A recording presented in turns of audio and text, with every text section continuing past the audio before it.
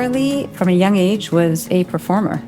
I never realized it at the beginning, but she was different than the other kids in a way, and people used to point it out to me. She actually loved the spotlight. Like, so anytime she knew she was being watched, or anytime she was skating or had the opportunity to sing in front of an audience, she thrived. And Carley was extremely competitive.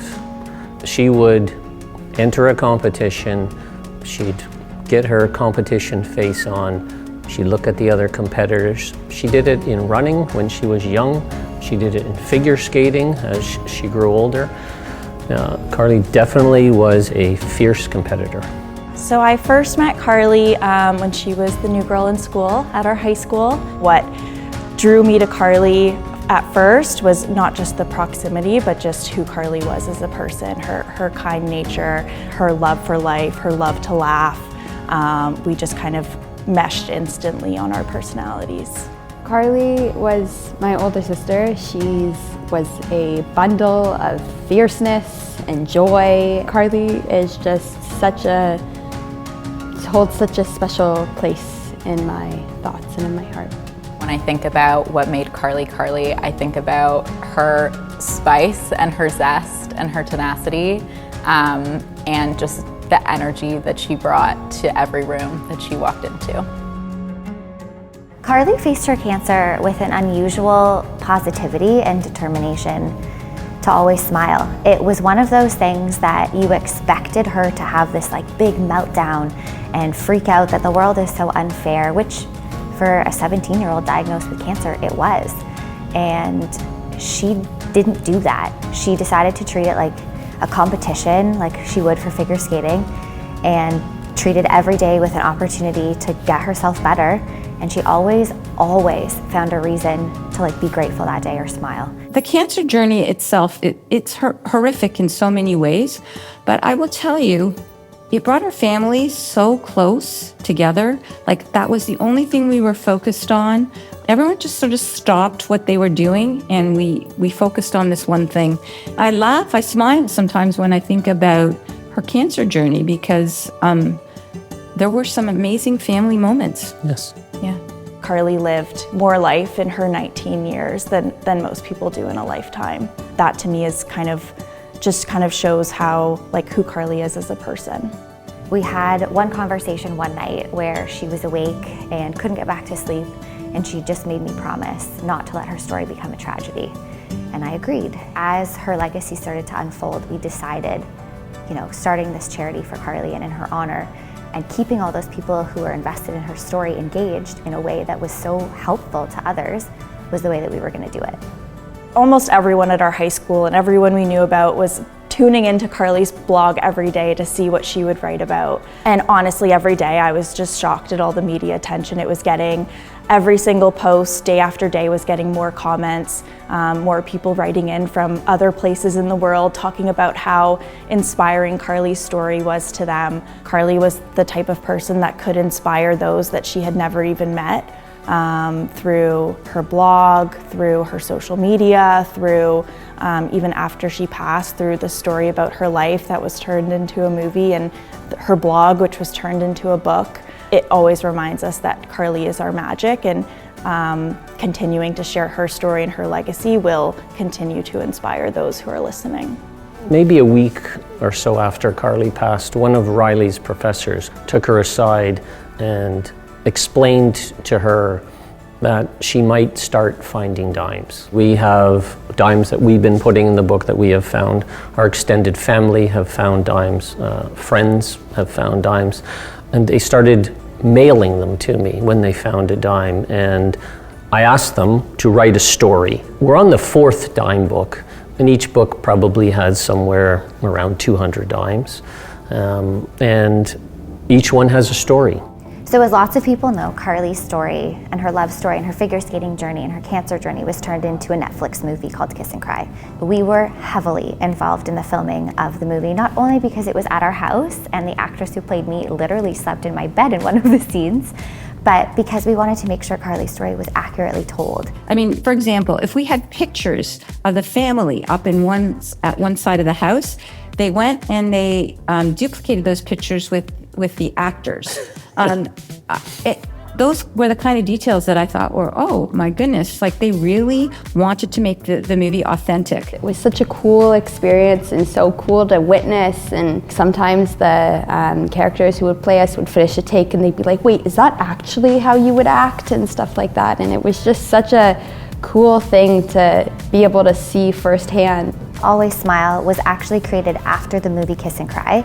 So many people loved the movie Kiss and Cry and fell in love with Carley's story, and then subsequently read her blog online.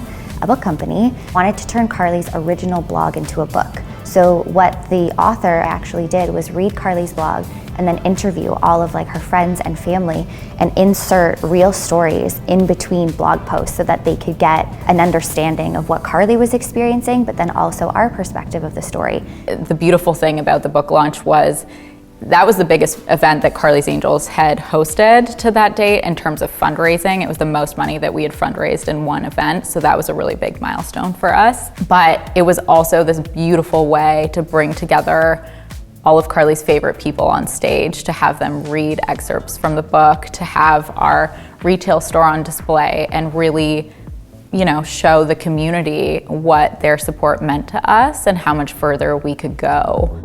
The fun part about Cycle for Carley, or whatever Carley's Angels event that you're at, the sense of community. Everybody is cheering on every single person. Everyone is there laughing, smiling. All of that is a community that we're really proud to build, and it's a community like no other, regardless of what event you're at. So I've been working with Carley's Angels for 2 years. It's been an amazing experience to be working with such an organization that puts human first and tries to bridge the gap between holistic and traditional cancer care. We wanted to give people an option beyond just donating to the foundation. We wanted to give them something tangible, some people to remember Carley by, but also just a tangible way of giving. So we started with a little bit of jewelry that I hand stamped in my parents' garage that said Always Smile, which was the name of Carley's blog, and it kind of evolved to different jewelry and clothing, and we've had that online retail store for over 10 years now. The gift shop that we have online is like my baby.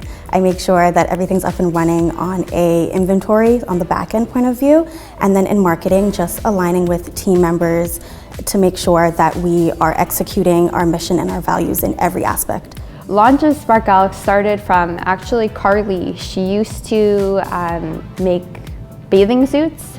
I think Riley, that's where she got a lot of the inspiration to start that, because she was like, Carley was a figure skater. I love designing dresses. I think it would be really fun. And we never had any idea how big and how successful it was gonna get, but honestly, so many figure skating clubs all over Canada, not just Ontario, skating Sparkle dresses. Sparkle has exploded over the last couple years and is actually way surpassed our retail store and is able to fund the majority of our overhead costs at Carley's Angels, so that 100% of everyone's donation can always go to the cause.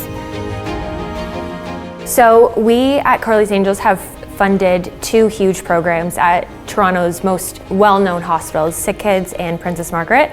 The Sick Kids Psychosocial Oncology Fellowship was the first program that Carley's Angels ever funded. And it was our first connection and exploration really in the integrative cancer space. We got to go and do a check presentation. We have photos of Riley and I holding the check above our heads and being able to celebrate that moment. But it was also incredible to see the success of that program. Our funding and the support of the Carley's Angels community proved that it was worth investing in, and it was something that was a necessary part of people's cancer journey. The Cancer Experience program looks at how you have access, making sure that all patients have access to integrative cancer care treatments. And it really brings everything together so that regardless of who you are, where you come from, you can have the access to these types of programs, and really making sure that we're putting the human first, because at the end of the day, you are a human, you are a person, you're not just a cancer patient.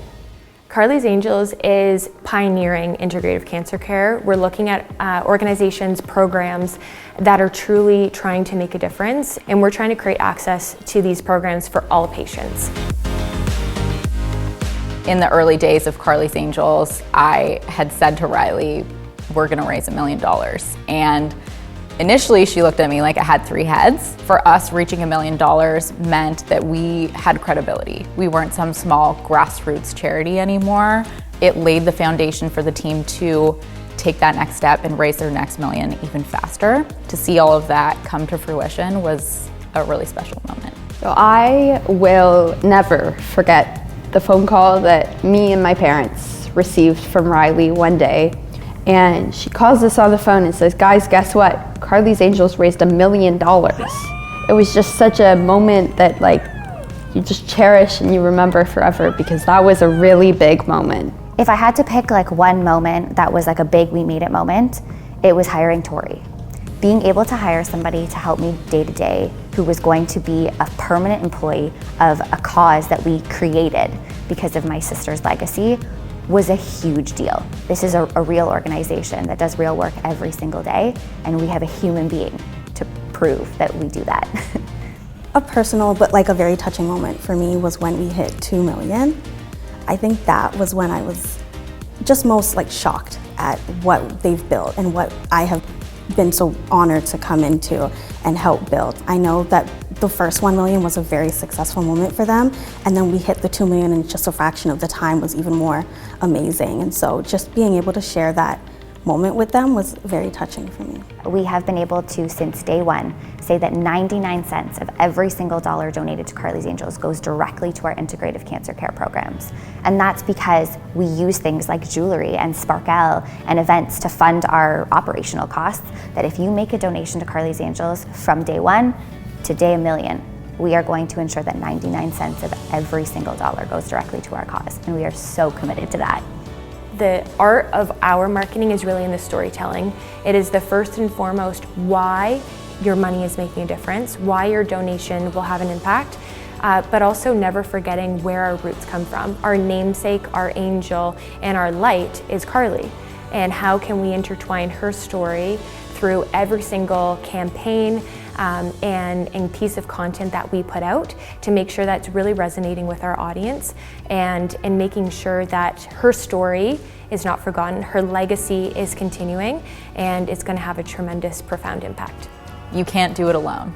And new faces and fresh energy are what fuel the growth of Carley's Angels. And I think those people bringing in their ideas and their energy are what got us to 1 million. It got us again to 2 million and will get us to 10 million. I'm so excited to be able to see the team continue to hit those milestones. Her power to bring people together rings true today. We're all here because of Carley. We're all coming together to tell these stories because of Carley, and she'll never stop doing that.